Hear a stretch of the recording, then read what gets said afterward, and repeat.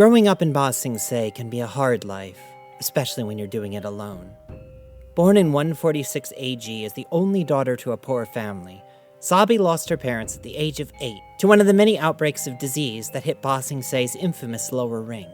With no family, no money, and no ability to bend, Sabi wound up in charge of the Queen Hu Ting Royal Orphanage, a pet project of the Earth Queen. There, she was left to rot under the harsh care of the orphan master until she was old enough to start sneaking out.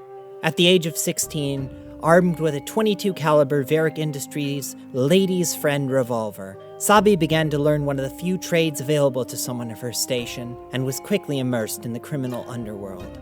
At 18, she met her first mentor, the ruthless head of the Ba Sing Se Workers Guild Triad known only as Shun.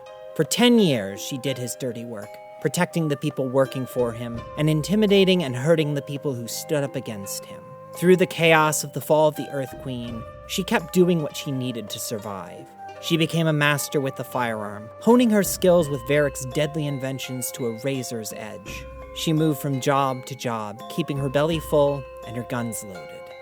As far as lives go, it was a hard one, and there was always the sense that something truly evil was lying underneath it. A cruelty in Shun that fit right in with the place Sabi had been born and raised.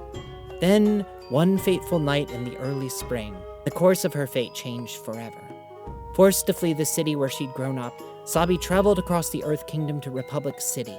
With an introduction from Shun, she began working for Ba Mei's Piercing Pistols Triad, a new triad formed by a group of non-bending women who used firearms and explosives to even the odds against the triple threats and red monsoons. It was there, during her first year in Republic City, that she met an up-and-coming diplomat from the Fire Nation named Hanako Seki, a woman who was willing to employ less than legal means to achieve her goals. And as long as the work was steady, Sabi wasn't thinking too much about what it all meant. A year after arriving at Republic City, she was once again out on a job at night. She was distracted that night, not paying attention to her surroundings the way she should have been, unprepared. Unprepared when the thugs with guns got the drop on her and the woman she was working with that night. Unprepared when her friend took a slug to the leg and went down hard, destined to walk with a limp for the rest of her life. Unprepared for the gun leveled at her face, for the feeling of raw terror when she closed her eyes, waiting for the inevitable flash and the sudden stop that would follow. For the tremor rising up in the earth, the strange feeling in the pit of her stomach as she reached up towards the barrel of the gun. Unprepared for the way that the frame of the thug's gun creaked and buckled in his hands, sending him screaming off into the night, leaving her alone with her injured companion, and the realization that she had just done something she had been sure was impossible.